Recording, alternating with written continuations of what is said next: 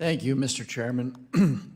It's interesting to me to listen to my friends on the other side of the aisle who ordinarily spend all of their time trying to defund, destroy, and denigrate your organizations, now hold you entirely responsible for where we find ourselves today, despite activities within the bank that I think we all agree, and Mr. Barr, you have said were on the verge of outrageous. So I'd like to begin by thanking all of you and your organizations for the intense and sleepless actions you took beginning on March 9th. I don't know if you acted perfectly, and you don't know if you acted perfectly, but we all know that today the financial system appears to be stabilized, and we certainly know that Congress is not lighting itself on fire, crafting a massive publicly funded bailout as it was in the fall of 2008. I hope that we've dispensed with the absurdity that it was Silicon Valley's woke activities that drove this failure. And while I don't necessarily agree, Mr. Barr, with your predecessor's statement that blaming the bipartisan 2018 reform law is so nonsensical it isn't even wrong, the truth is that Silicon Valley Bank was crawling with supervisors and regulators who had been raising the alarm for a long time. And that's what's interesting to me about this whole episode. It was not a surprise. It wasn't a surprise to the regulators and supervisors who had been raising those alarms for years.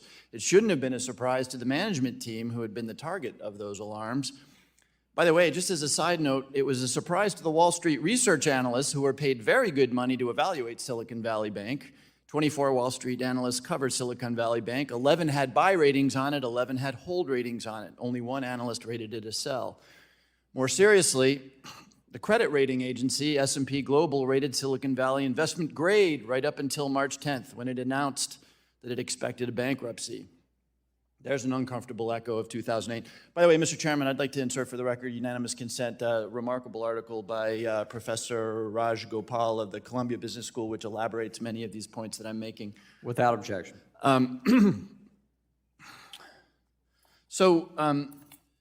The facts have been put out there pretty comprehensively. In 2021, 2 years ago, the Fed review results in the finding of serious weaknesses, the issuance of 6 matters requiring attention and 1 matter requiring immediate attention. July of 2022, the full supervision review rates the bank deficient.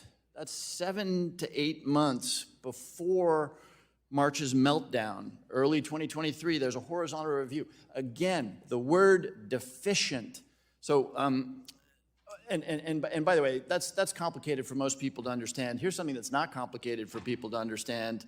As far as I can tell, Silicon Valley Bank had precisely one individual who was a banker on their board, Mr. Thomas King. The risk committee of this bank, which tripled in size in 2 years, had no one. The risk committee had no one on the committee with any significant banking experience.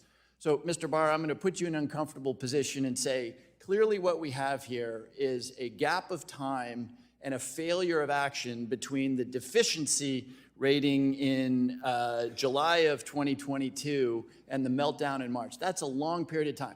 So I'm going to ask you for ideas, not necessarily good ideas. I understand that you're going to be uncomfortable to make recommendations, but clearly we need to tighten up the process by which good things happen after a finding of deficiency. So should that be left in your regulator's discretion, or should we act in such a way as to make actions mandatory subsequent to a deficiency rating?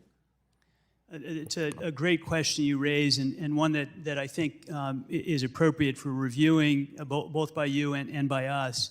I think that we need to put in place risk mitigants and incentives that are much stronger, faster in the supervisory process. That's one of the things that we'll be looking at in the review.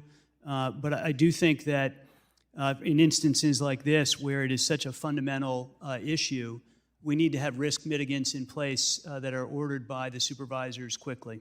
So I'm just going to make this observation as I run out of time. As we all saw, one of the problems here, and one of the new things here, were the chat rooms and the speed by which deposits could be withdrawn. And billions of dollars went out the door because of these devices. So I'm not convinced that giving humans who operate in human time additional authority is going to do the trick here. I think we need to think about automatic mechanisms, and that may require statutory change, automatic mechanisms that when a finding of deficiency or other adverse observations have been made, kick in automatically, perhaps after some cure period, but this was a meltdown that happened at the speed of light, and humans with discretion is not going to solve it in the future.